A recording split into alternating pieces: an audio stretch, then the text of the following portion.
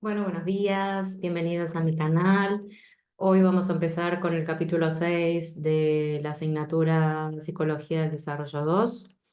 En este caso, el capítulo 6 es el desarrollo de la comprensión lectora y razonamiento. Muy bien, vamos a comenzar con la introducción.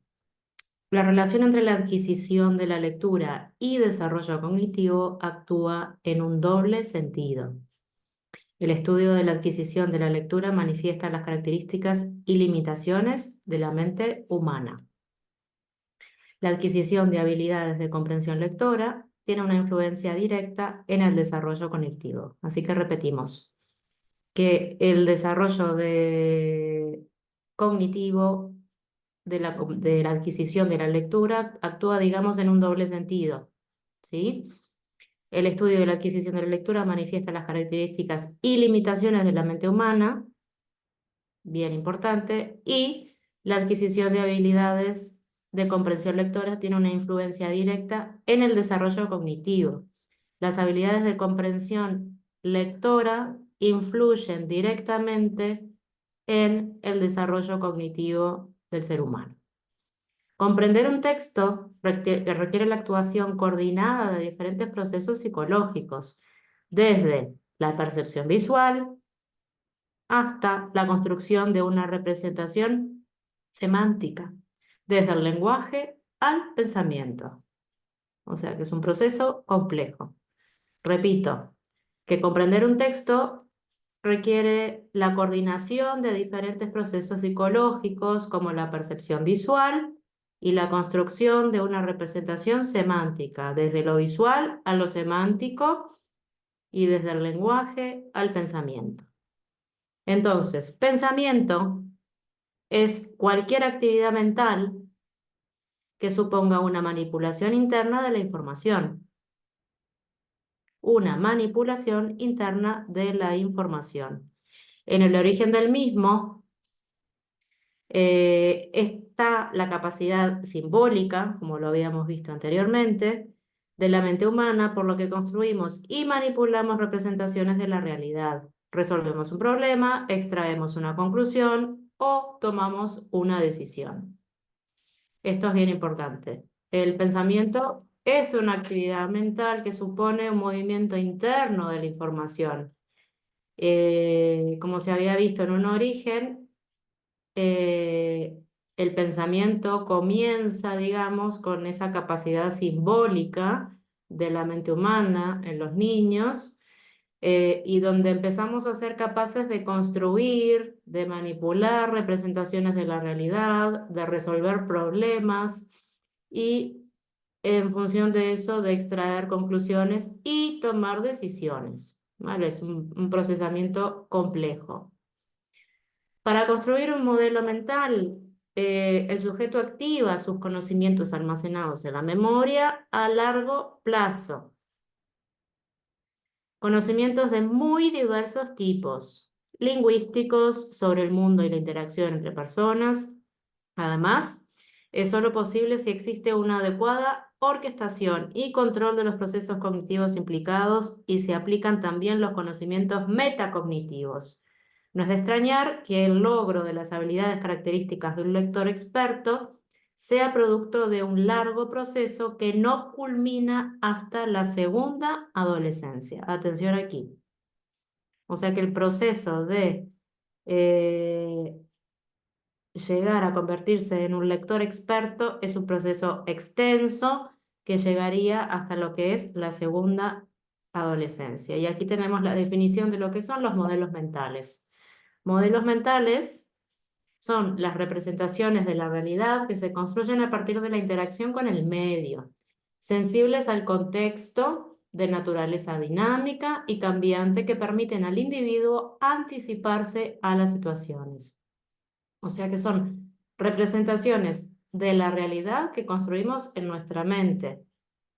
Es una interacción con el medio y somos sensibles al contexto. Es muy dinámico y cambiante y justamente esos modelos mentales nos permiten, digamos, a los seres humanos anticiparnos y crearnos esos modelos y situaciones en el contexto mental. La comprensión lectora y la adquisición de la lectoescritura están relacionados con el desarrollo del pensamiento. Bien importante esto. Algunos autores afirman que el desarrollo de la lectoescritura se relaciona con la aparición de las matemáticas, la filosofía y la ciencia y la constitución de organizaciones sociales y políticas complejas. La adquisición del pensamiento abstracto es considerada una característica fundamental del desarrollo cognitivo de la adolescencia, fruto de los largos años de estudio y práctica intelectual al que se ven expuestos los niños durante la escolarización. O sea que el proceso de adquirir justamente el pensamiento abstracto es muy importante en la etapa de la adolescencia y consecuencia de largos años de estudios, de escolarización de los niños.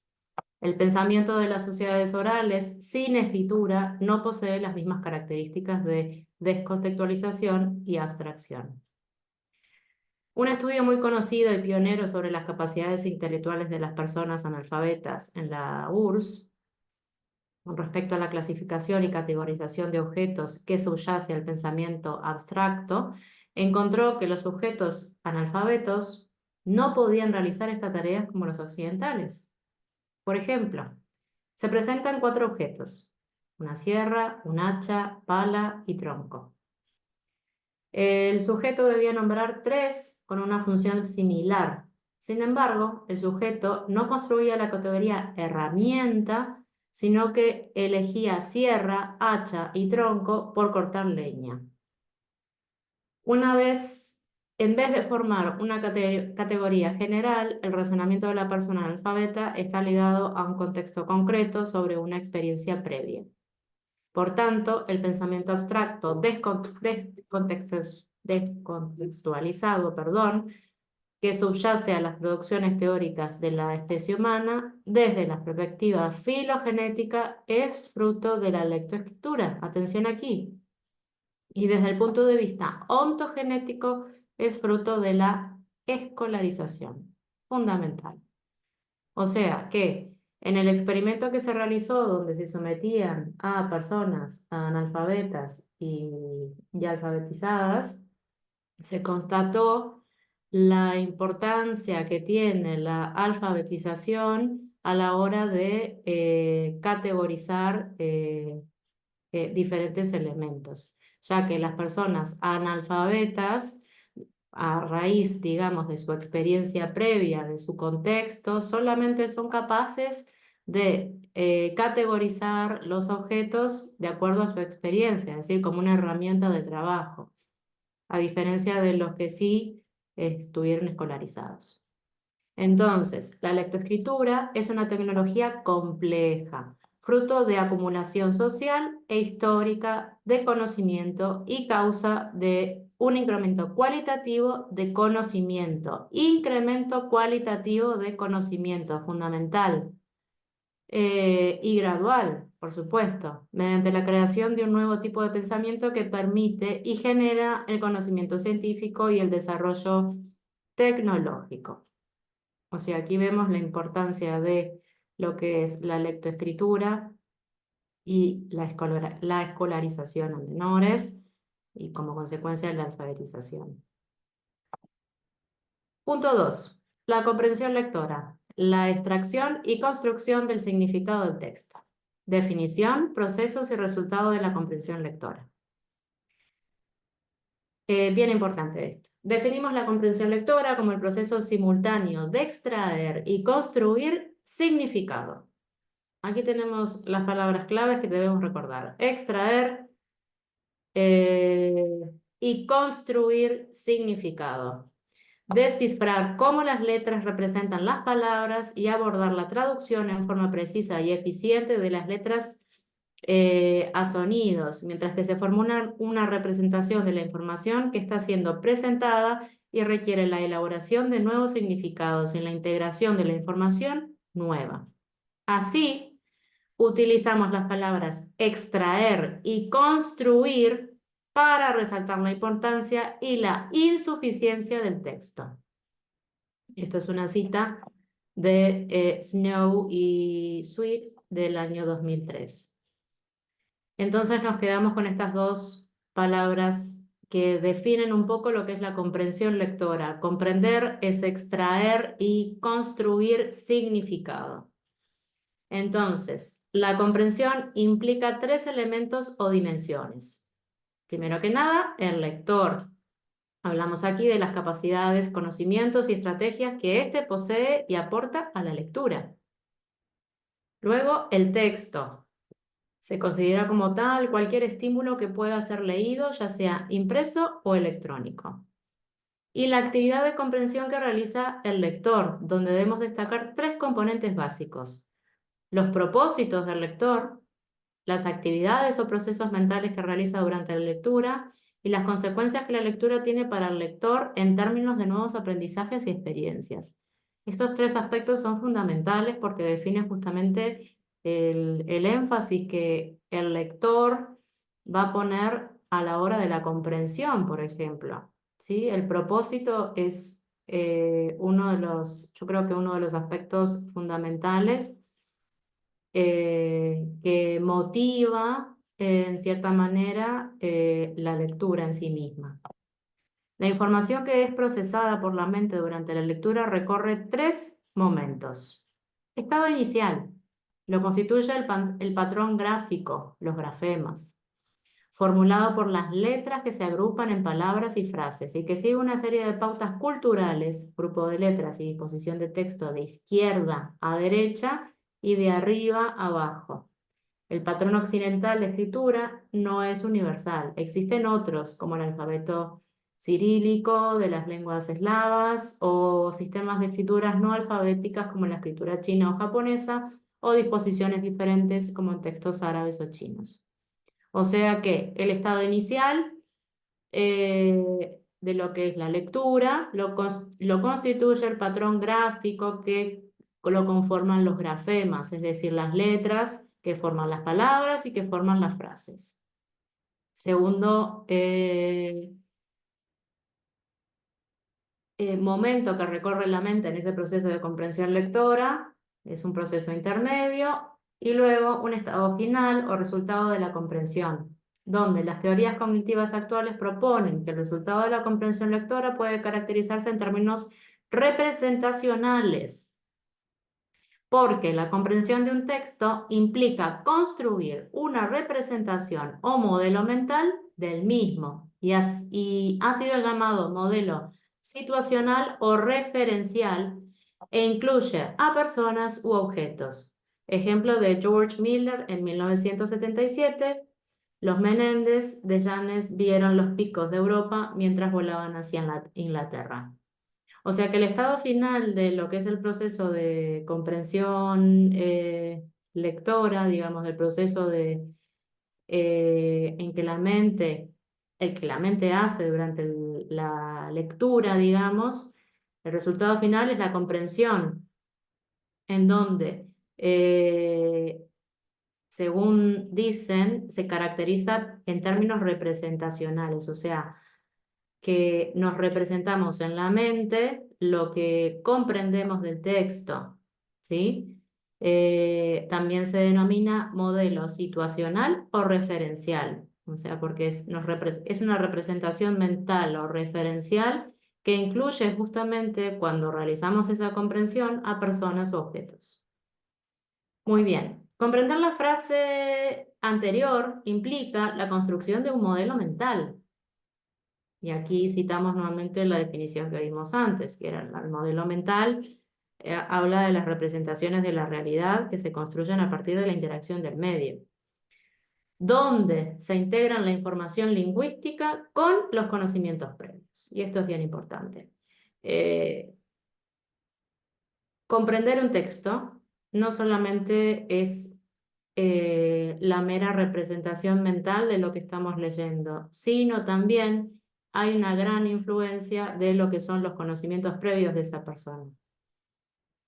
Ni una ventanilla ni un avión se incluyen en el texto, pero forman parte del modelo mental que supone la activación de diversos conocimientos, ¿sí? En un texto donde no se describa un objeto por completo, pero sí, por ejemplo, que se esté describiendo un viaje, en esa representación mental se construye, digamos, el objeto en su totalidad debido a nuestros conocimientos previos.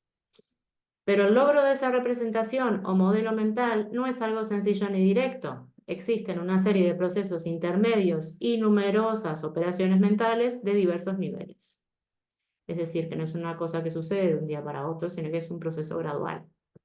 La construcción de la representación semántica, el modelo situacional, como mencionábamos antes, es resultado de un complejo proceso de codificación y manipulación de información. Complejo proceso de manipulación y proceso de información, que incluye al menos 3 grandes subprocesos intermedios: el conocimiento de palabras y acceso léxico, el análisis sintáctico y el análisis semántico pragmático. Es un proceso muy complejo que implica todas estas características que en este cuadro lo vamos a ver en profundidad. Niveles de procesamiento textual, perdón. El procesamiento léxico, que era el primero de los ítems que tenemos aquí, es el más cercano a la entrada sensorial. Incluye la resolución de los aspectos perceptivos superficiales del mensaje y supone la identificación de las palabras, así como los distintos sonidos y fonemas que las componen. Asimismo, supone acceder a una especie de diccionario mental o léxico en el que se almacena el significado de las palabras. O sea, es como el primer contacto con el texto, donde el primer contacto es justamente el contacto con el léxico, con las palabras. Luego viene el procesamiento sintáctico, que se establecen las relaciones gramaticales entre las palabras dentro de cada oración, merced a la actuación de un analizador o procesador sintáctico. Este procesamiento incluye la identificación de las relaciones estructurales entre las palabras, algo que resulta básico para establecer el significado de la frase. O sea que llevamos un nivel un poquito más arriba, como aquí lo muestra el cuadro.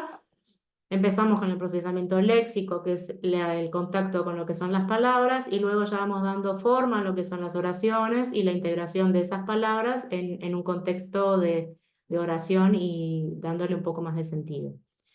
Luego subimos de nivel a lo que es el procesamiento semántico pragmático, donde se establecen las relaciones de significado entre las diferentes palabras que componen cada oración. Se establecen relaciones de importancia entre las diferentes ideas que componen el texto y se identifican los propósitos e intenciones del autor. O sea que a medida que vamos avanzando en ese proceso de comprensión, empezamos desde lo léxico, sintáctico y luego ya vamos a un proceso más profundo de comprensión a nivel semántico.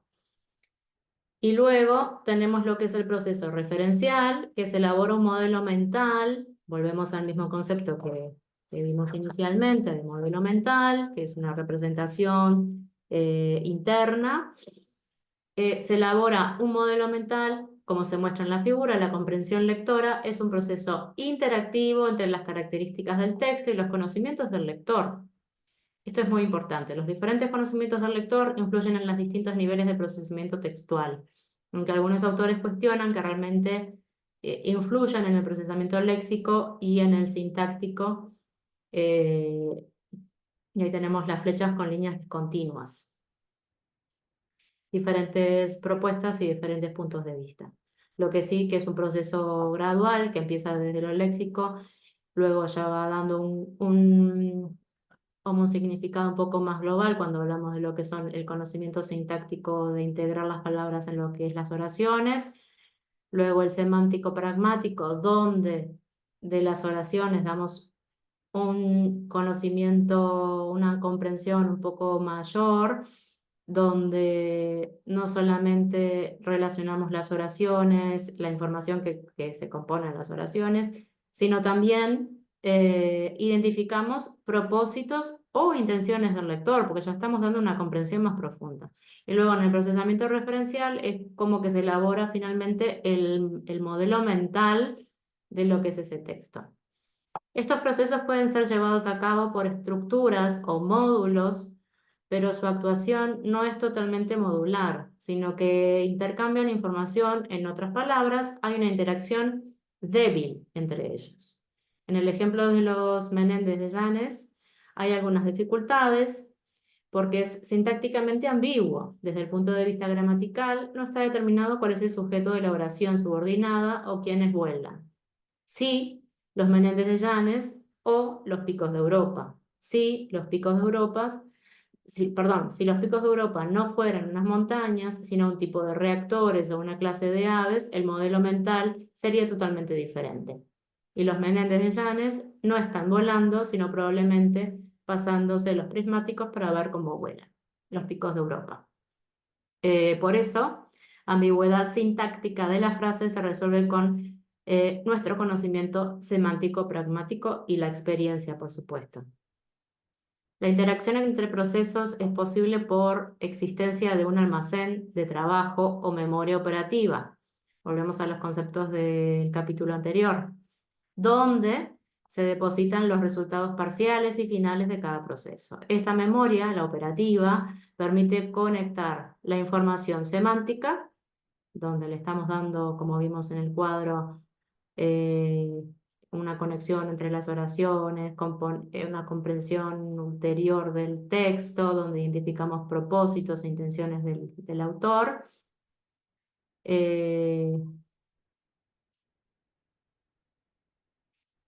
Esta memoria permite conectar la información semántica de las sucesivas oraciones, agregando paulatinamente más información al modelo mental. O sea que ese modelo mental se va construyendo poco a poco. La memoria operativa, además de almacenar, es una fuente de los recursos cognitivos necesarios para realizar las complejas computaciones simbólicas que implican la comprensión del discurso. Y acá vemos lo que es un poquito la definición de módulos, que son mecanismos especializados en el procesamiento y representación de información específica, de naturaleza innata, con arquitectura nerviosa y base neuronal fija, encapsulados informacionalmente. Son autónomos, rápidos, automáticos y de funcionamiento obligado.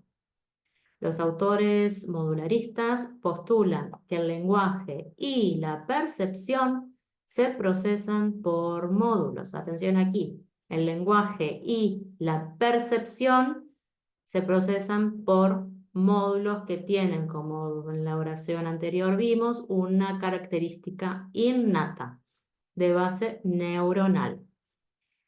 Aunque las posiciones neoconstructivistas afirman que no son necesarios los mecanismos modulares para las competencias específicas y que la modularización sería causa del desarrollo como una progresiva especialización. O sea que hay puntos de vista contrapuestos.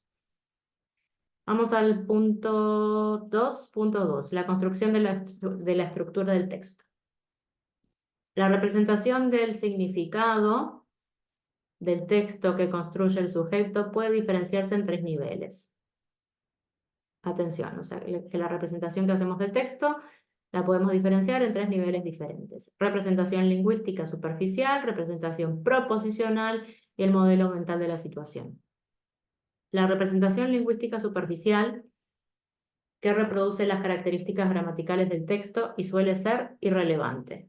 O sea que, como lo dice su denominación, superficial, reproduce las características gramaticales y es irrelevante. La representación proposicional, que se refiere a los significados a los que hace referencia en el texto e incluye las relaciones semánticas entre los diversos componentes. Esto ya haciendo un poquito más en el nivel de comprensión. Y luego el modelo mental de la situación, modelo situacional, lo volvemos a repetir, o sea que es un concepto que es bien importante de quedarse en este capítulo, en el que se integra la información semántica del texto con los conocimientos del sujeto. Bien. En la construcción de la representación proposicional del texto se pueden distinguir 2 subniveles, la microescritura y la macroescritura.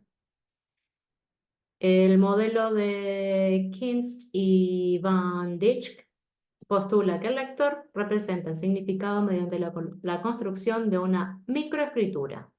Nos quedamos con esta palabra, microescritura, O sea que el lector representa el significado mediante una construcción de una microescritura que consiste en el conjunto de proposiciones o ideas que contiene el texto y que se encuentran relacionadas entre sí mediante la repetición de argumentos, referencia común. O sea que son un conjunto de proposiciones o ideas que contiene el texto. Eso es la microescritura.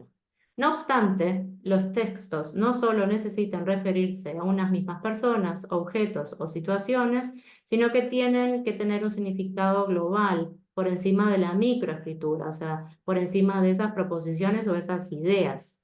De esta manera, los lectores pueden construir la macroescritura, que es una representación semántica del significado global del texto, que implica el logro de la coherencia global. Está formado por macroproposiciones que representan el tema o la idea general del texto y es inferida mediante macroreglas o macroestrategias que el sujeto aplica a partir de su conocimiento y de la información. Estas macroreglas y de supresión, selección, generalización y construcción, atención con estos términos, permiten reducir y organizar la información de la microestructura del texto, describiendo los mismos hechos desde el punto de vista global. O sea que la microestructura nos da como un conocimiento del texto a nivel de proposiciones o ideas de lo que representa, mientras que la macroestructura nos da una representación semántica de carácter global. La macroregla de supresión-selección, vamos con la primera definición aquí, reduce ampliamente el número de proposiciones de la microescritura, al suprimir las que no son relevantes, seleccionando las relevantes. Las otras dos macroreglas, generalización y construcción, incorporan nuevas proposiciones que se extraen de la microescritura mediante generalización o mediante integración de varios microproposiciones en una nueva macroproposición.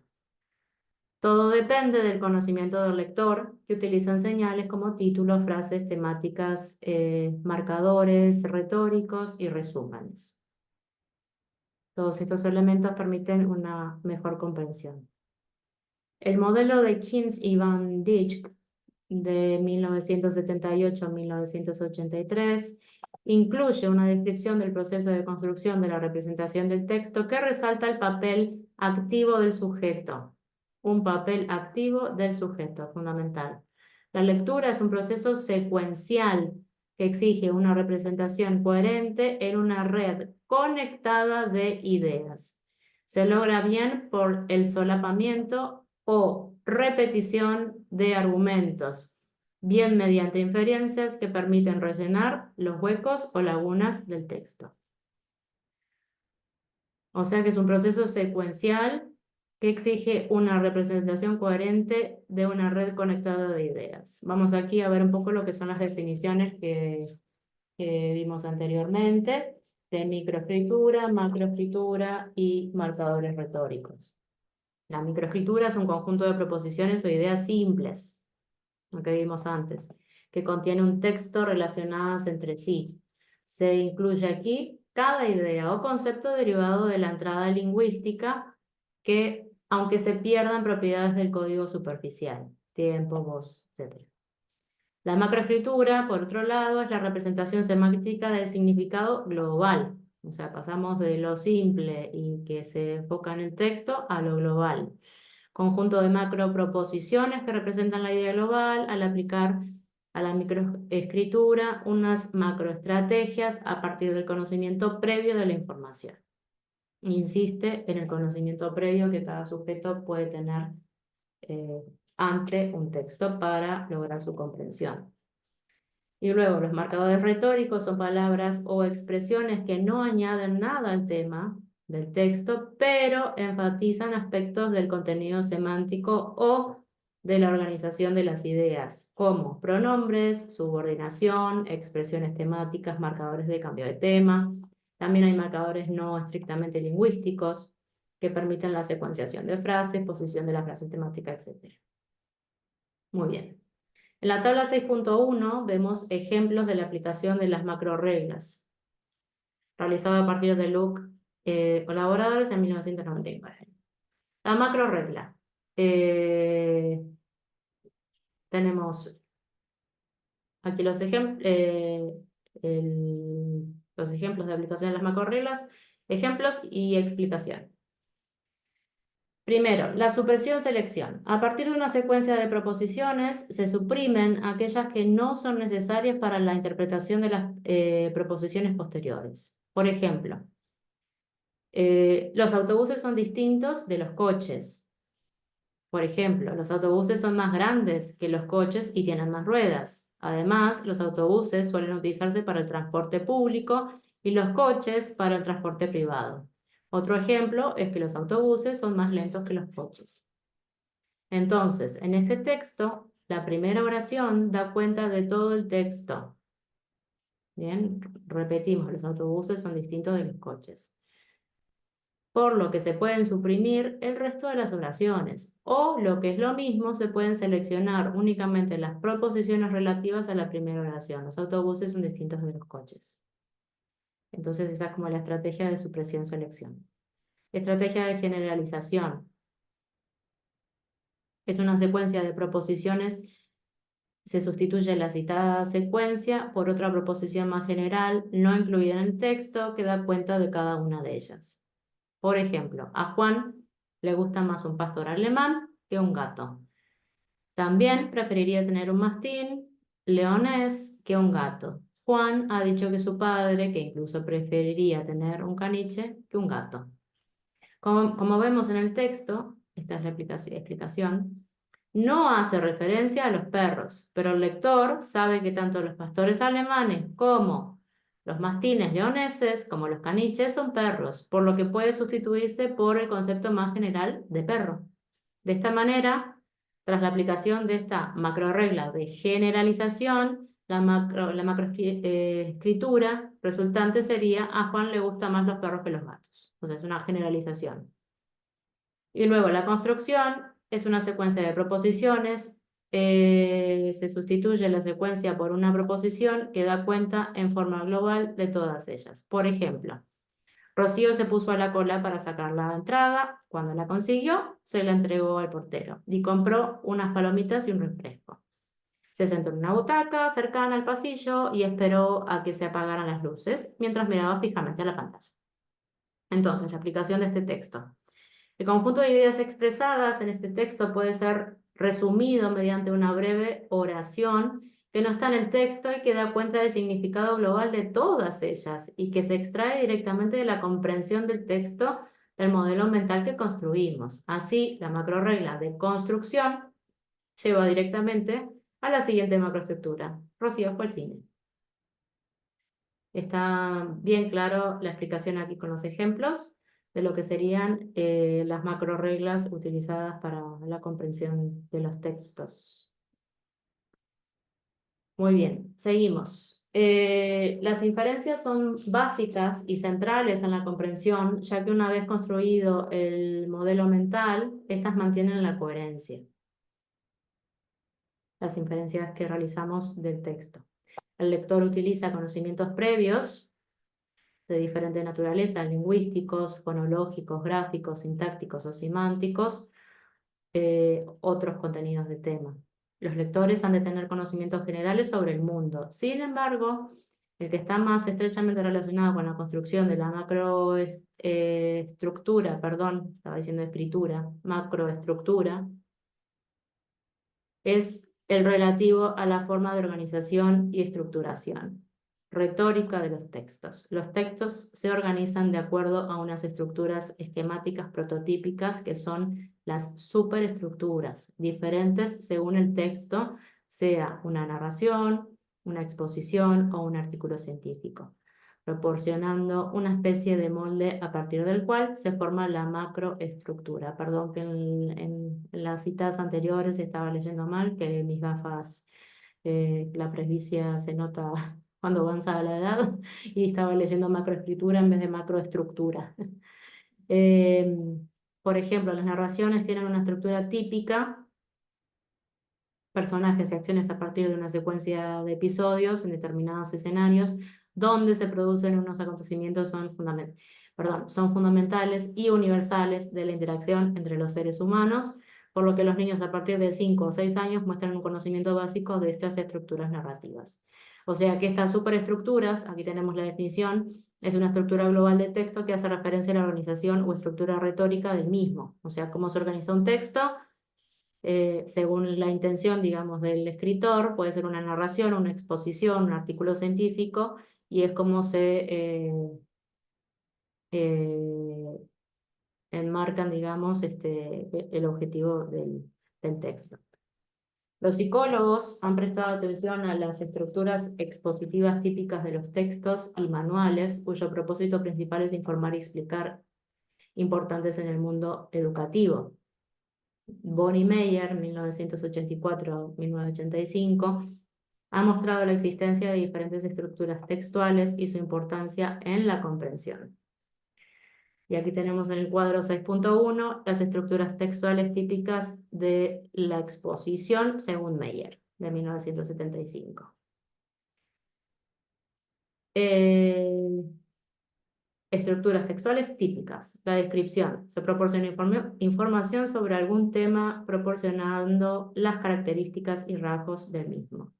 Enumeración. Relación de una serie de rasgos competentes de un mismo nivel de importancia sobre un determinado asunto o tema. Secuencia temporal. Presentación de acontecimientos siguiendo un orden temporal. Meyer incluye esta estructura junto con la anterior dentro de la estructura que llama colección. Causación, estructura que representa la relación de causalidad entre dos ideas y lo que permite distinguir entre causas, antecedentes o efectos consecuencias. Perdón. Comparación-contraste, se analizan las semejanzas y diferencias entre dos ideas o acontecimientos. Respuesta o problema-solución, se enuncia un problema y se proponen las soluciones al mismo. Entonces, las estrategias son una secuencia de conductas más o menos deliberadas y conscientes, esto es bien importante para la hora de la comprensión, tendentes a un fin. El lector debe utilizar diversos tipos de conocimientos metacognitivos y estratégicos, poniendo en funcionamiento diferentes habilidades cognitivas y procesos ejecutivos que le permiten conseguir sus objetivos, adaptándose a las características del texto. O sea que las estrategias son procesos deliberados y conscientes que utiliza el lector para comprender el texto. Y aquí ya nos vamos al punto número 3. Adquisición y desarrollo de la comprensión lectora. Bien importante esto. La adquisición de la lectura. Los procesos que intervienen en el reconocimiento de la palabra escrita son un subproceso necesario que debe estar suficientemente automatizado para que el lector pueda dedicar sus recursos cognitivos o de manera operativa a los procesos de más alto nivel. Los mecanismos y conocimientos implicados en el acceso al significado de la palabra condicionan la evolución del lector principiante hasta alcanzar un nivel de competencia lectora que le permita construir e integrar el significado textual en sus estructuras cognoscitivas. Modelos y etapas de lo que es la adquisición de la lectura. Bien importante. La mayoría de los modelos proponen que es imprescindible seguir una secuencia evolutiva donde el individuo desarrolle las habilidades lectoras. Una secuencia evolutiva para desarrollar habilidades lectoras. Los modelos de etapas postulan que existe una secuencia de estadios, cada uno caracterizado por el uso de una estrategia determinada. Y volvemos a la definición de estrategia que vimos anteriormente, que es una acción consciente y deliberada de la persona. El modelo que ha ejercido mayor influencia es el de Jutta Frith en 1985-1989, donde desde un punto de vista el lector principiante ha de lograr dominar 3 estrategias o fases para lograr esa adquisición de la lectura. En la fase logográfica, la palabra se percibe visualmente como un todo y se lee sin mediación fonológica, como si fuese un logograma. Se basa en pares asociados, por lo que solo sirve para leer un reducido número de palabras conocidas y puede fallar cuando se modifica algún rasgo irrelevante de la grafía. Esta estrategia de lectura temprana se puede servir de ciertas características globales de la palabra, pero también analíticas, como las letras o rasgos antecedentes y descendentes de su posición de la palabra. Debemos destacar la importancia de un contexto invariante para que el lector efectúe un reconocimiento adecuado. Esto es bien importante para lo que es la iniciación de la lectura. Es decir, un contexto invariante para que se efectúe un reconocimiento adecuado. Por ejemplo, a los 4 años un niño podrá reconocer la palabra Nesquik siempre que le resulte familiar verla impresa en el envase. ¿Sí? O sea, algo que sea invariante. La etapa alfabética se corresponde con el desarrollo de la estrategia de descodificación fonológica mediante el aprendizaje explícito de las reglas de correspondencia grafema, fonema, sonido, letra, y la adquisición del principio alfabético de la propia lengua, de la lengua materna, en torno a los 7 u 8 años. Exige asociar signos abstractos con sonidos concretos. Signos con sonidos. Implica el uso de mecanismos que permiten segmentar la palabra en grafemas. Asignarles el fonema, la letra y el sonido correspondiente, ensamblar esos fonemas y acceder al léxico. O sea, es como ensamblar ese puzzle de sonidos y letras para llegar al todo que es la palabra. Así es posible leer palabras nuevas y crear un código de acceso directo al léxico interno. Estamos hablando de en torno a los 7 u 8 años. Pero habíamos dicho anteriormente que los niños de 4 años, por ejemplo, en contextos invariantes, pueden hacer un reconocimiento adecuado de determinadas palabras. O sea que inicia antes, se desarrolla con mayor amplitud, digamos, a los 7 u 8 años. Y en la etapa ortográfica de la adquisición de la lectura, el lector adquiere estrategias de reconocimiento directo a partir de la representación ortográfica de la palabra. Según Fritz, los morfemas constituyen las unidades de conversión utilizadas en esta etapa, lo que significa que, aunque la palabra se reconoce globalmente, se basa en un análisis sistemático tomando como unidad el morfema. Fritz describe el desarrollo de la lectura como una secuencia de estadios estables de paso obligatorio. Las estrategias surgen sucesivamente y cada una se beneficia de las adquisiciones anteriores. O sea que es bien importante que estas etapas, fases, son secuenciales y una se beneficia de la otra. Estrategias, tabla 6.2. Estrategias y etapas del modelo de desarrollo de la lectura propuesta por Fritz. Logográfica. Permite reconocer globalmente palabras familiares. Se basa en la representación de las características visuales de la palabra y del contexto invariante en que aparece. Volvemos al concepto de contexto invariante y el reconocimiento de esas palabras en ese contexto. Léxico dotado de un número muy reducido de palabras con acceso directo en las primeras etapas de desarrollo. Alfabética. Permite reconocer palabras no familiares y pseudopalabras. Se basa en el uso de mecanismos de correspondencia grafema-fonema. Acá ya es un poco más avanzado el conocimiento y acceso al léxico a cualquier palabra conocida. Ya se da un conocimiento conocimiento y correspondencia de lo que es grafema y fonema. Y ortográfica. Permite reconocer instantáneamente palabras conocidas o parte de ellas. Se basa en la creación de un código de acceso directo al léxico interno, cuyas representaciones se han elaborado a través del uso de mecanismos de recodificación fonológica. Léxico dotado de un gran número de palabras con acceso directo. En contra de los modelos evolutivos de etapas, surgen los modelos que plantean el desarrollo del aprendizaje de la lectura a lo largo de un continuo en el que no es imprescindible atravesar la etapa logográfica. O sea, acá tenemos otro postulado de lo que son los modelos continuos. Y aquí lo explica.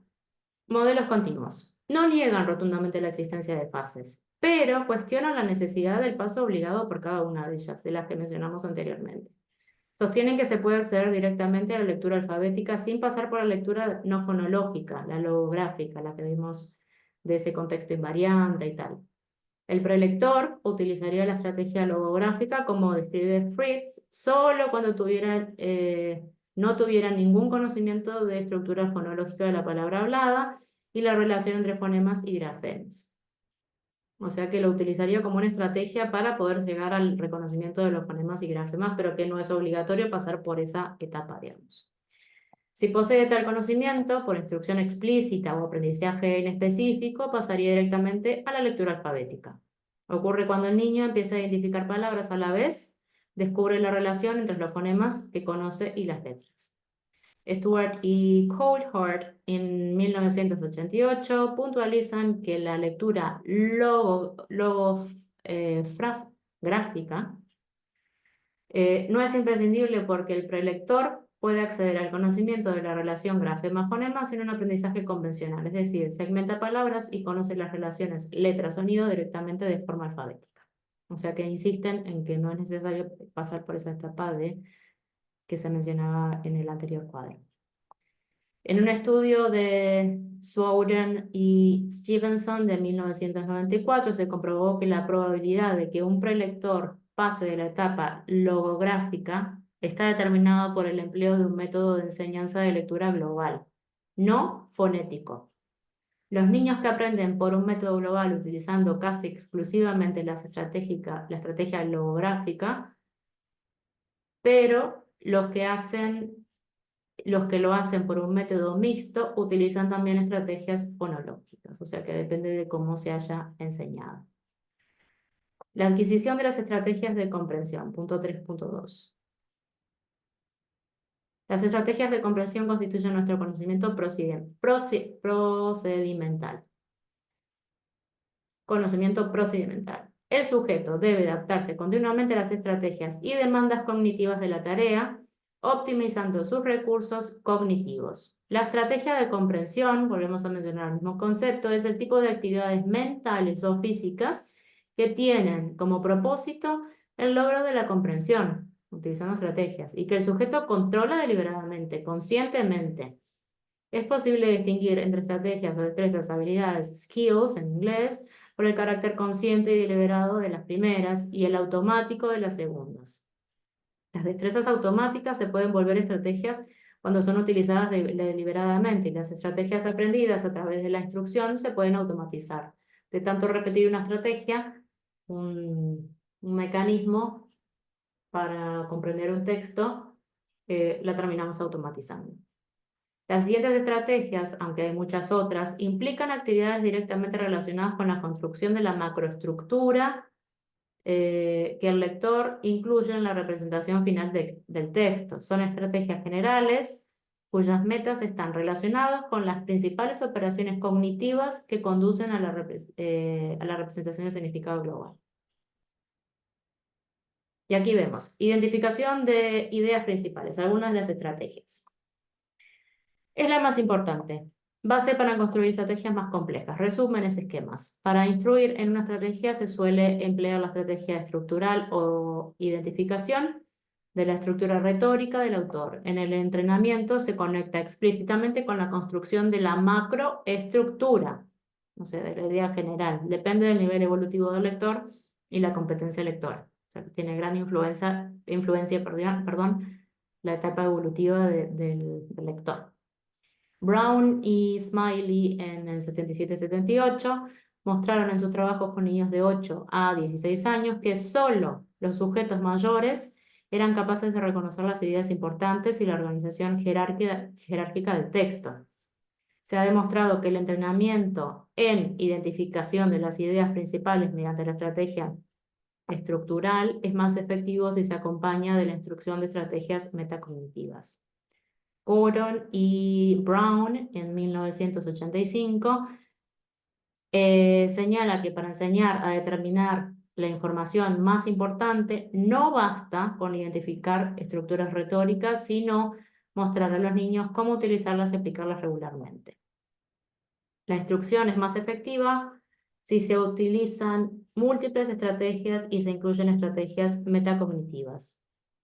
Parece que uno de los métodos más importantes es el de la instrucción directa, según Bauman en 1984-90, cuya característica fundamental es que proporciona a los sujetos una explicación detallada sobre cómo poner en acción cada uno de los componentes que forman una estrategia, o sea que la instrucción directa es la más efectiva.